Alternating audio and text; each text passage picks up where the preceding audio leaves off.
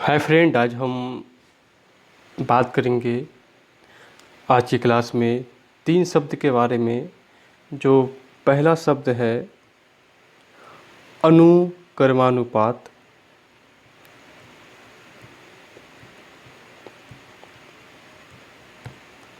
अनुकर्मानुपात। और दूसरा शब्द है समानुपात।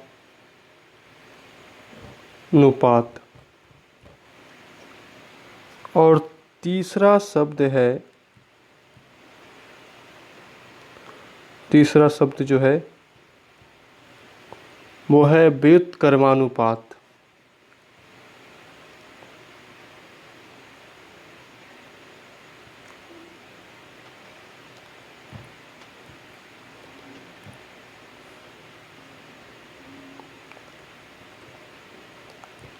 व्युत्क्रमानुपात। आज हम तीन टॉपिक पे तीन शब्द पे बात करेंगे। अनुकर्मानुपात और समानुकर्मानुपात और व्युत्क्रमानुपात पे बात करेंगे।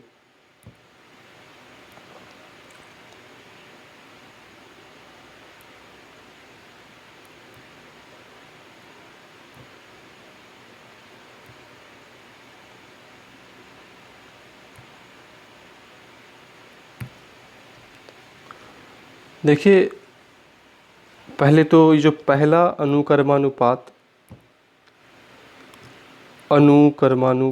पहला शब्द अनुकर्मानुपात और दूसरा, ये दोनों का अर्थ समान है। अर्थ समान है।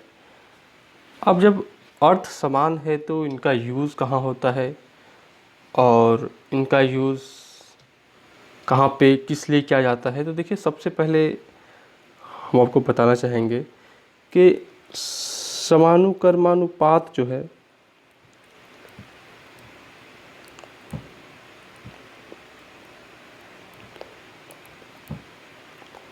समानुकर्मानुपात का जो यूज़ होता है वो दो जगह पे होता है। पहला है ये सरल अंकगणित। सरल जो साधारण होता है, सरल अंकगणित।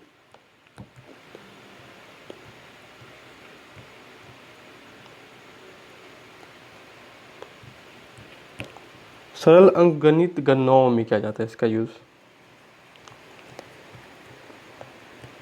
गणनाओं में किया जाता है सरल अंकगणित, याद रखिएगा, सरल अंकगणित गणनाओं में इसका यूज़ किया जाता है।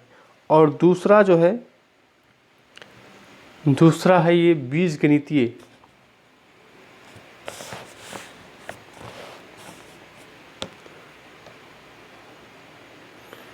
और दूसरा है बीजगणितीय गणनाओं में भी इसका यूज़ किया जाता है।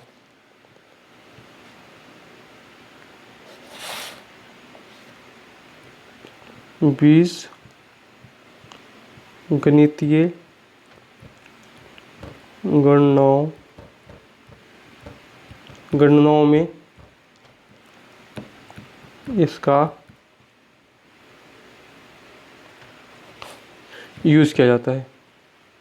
यूज़ किया जाता है। तो ये बात आपको समझ में आ गई कि अनुकर्मानुपात का और समानुकर्मानुपात का जो है ये जो यूज़ किया जाता है। तो ये मतलब समानुकर्मानुपात का दो जगह यूज़ किया जाता है। पहला है कि सरल अंकगणितीय गणनाओं में किया जाता है और दूसरा बीजगणितीय गणनाओं में इसका यूज़ किया जाता है। अब देखते हैं कि अनुकर्मानुपात। और मैं बता देता हूँ कि समानुकर्मानुपात को जो इंडिकेट करते हैं वो आपके अनुपात है। अनुपात का चिन्ह होता है, अनुपात का जो चिन्ह होता है, इसको दो बार लिख के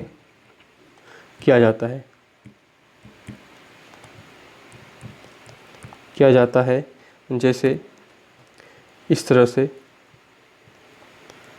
A समानुपात B। समझ गए? जैसे इसको मिटाते हैं, जैसे A अनुपात B और A समानुपात A अनुपात B और समानुपात, ये समानुपात का चिन्ह है, और B अनुपात C। इसका मतलब ये होता है A बटे B समानुपात B बटे C। समझ गए?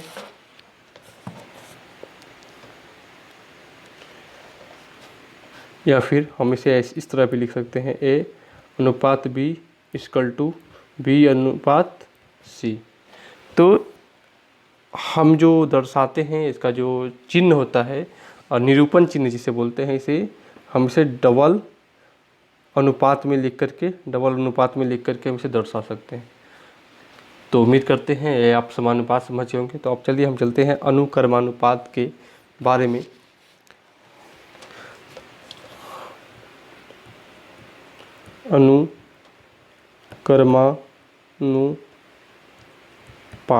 यह अनुक्रमानुपात क्या है? देखिए, ये अनुक्रमानुपात का मैं बता रखा हूँ कि इसका जो अनुक्रमानुपात और समानुक्रमानुपात का जो अर्थ होता है बिल्कुल समान है। बिल्कुल क्या है? समान है।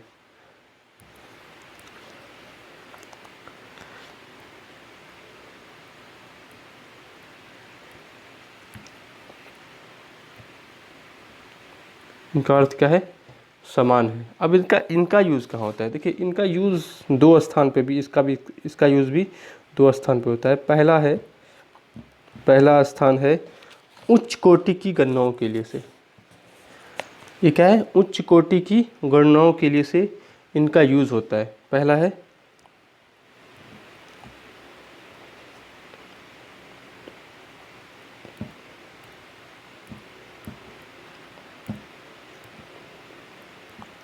उच्च कोटि की गणनाओं के लिए इसका यूज़ होता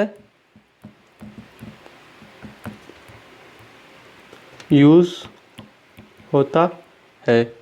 और दूसरा जो है, इनका यूज़ होता है भौतिक गणनाओं के लिए से। भौतिक विज्ञान की जो गणनाएं होती है उसका यूज़ होता है। इसका क्या है? दूसरा है भौतिक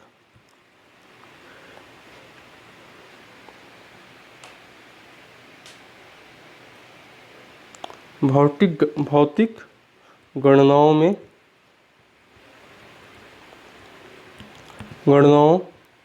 में इसका यूज़ किया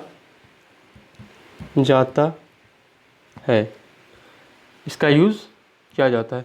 अब इसको हम अनुक्रमानुपात को किस अनुक्रमानुपाती चिन्ह से हम इसे दर्शाते हैं? तो याद रखिएगा, इसका जो अनुक्रमानुपाती चिन्ह है, अनुक्रमानुपात का अनुक्रमानुपाती चिन्ह है, इसे अल्फा कहते हैं। अल्फा इसे इस चिन्ह से दर्शाते हैं। जैसे x अनुक्रमानुपाती बाय, ये नहीं, ये अल्फा है। ये क्या है? अल्फा है। अल्फा x अनुक्रमानुपाती बाय। तो आप समझ गए कि इसका जो यूज़ होता है वो दो चीज़ में होता है। एक तो उच्च कोटि की गणनाओं के लिए से किया जाता है, और दूसरा भौतिक राशियों की गणनाओं में भी इसका यूज़ किया जाता है। तो अब जो लास्ट शब्द है वो है व्युत्क्रमानुपाती। देखिए,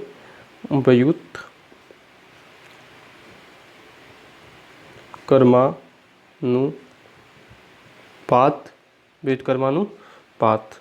व्युत्क्रमानुपात को, अब इसका यूज़, क्योंकि ये 3 शब्द है तो 3 शब्द में देखिए, व्युत्क्रमानुपात का जो यूज़ है वो इन दोनों के अनुक्रमानुपात और समानुक्रमानुपात के बिल्कुल विपरीत है। बिल्कुल क्या है? विपरीत है। इनका मतलब होता है विपरीत। अगर फॉर एग्जांपल आपको मैं समझाता हूँ कि मान लेते हैं कि कोई एक राशि है, अचर राशि, व्युत्क्रमानुपात को समझा रहा हूँ।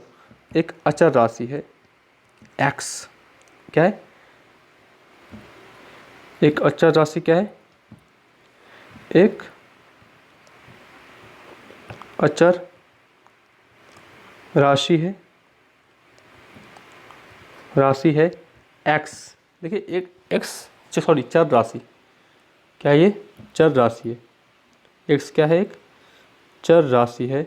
चर राशि का मतलब होता है जिसके स्थान पे हम कुछ भी पुट कर सकते हैं। For example x equal to 2, 3 या 4, 5 etc, मतलब कुछ भी, एनीथिंग हम रख सकते हैं। तो मतलब अचर, चर मतलब होता है इसका जिसका मान बदलता रहे।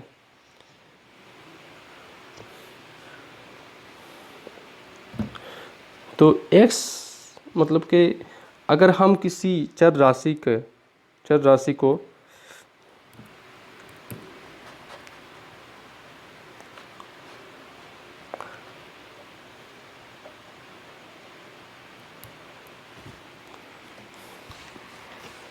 देखिए, अगर हम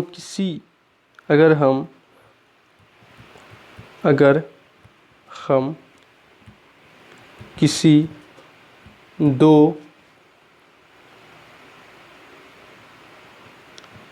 चर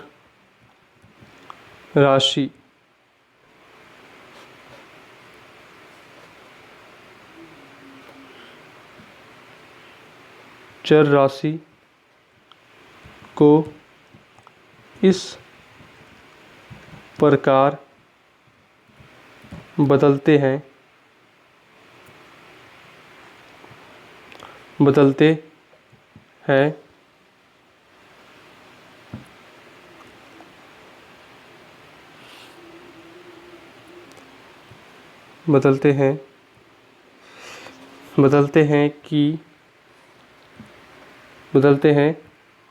कि बदलने के बाद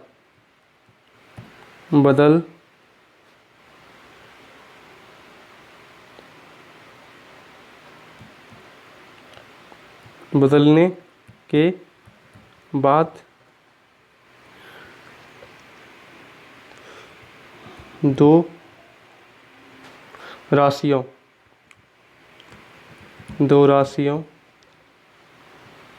का गुणनफल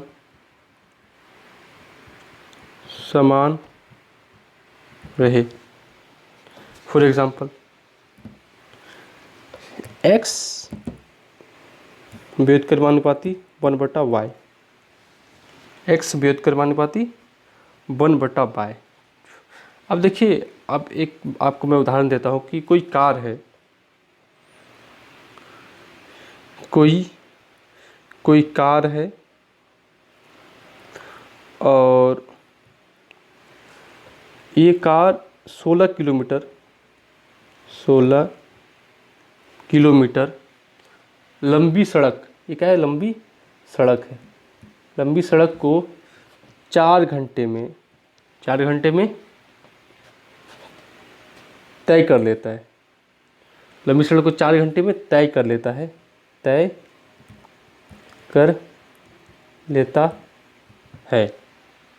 समझ गए?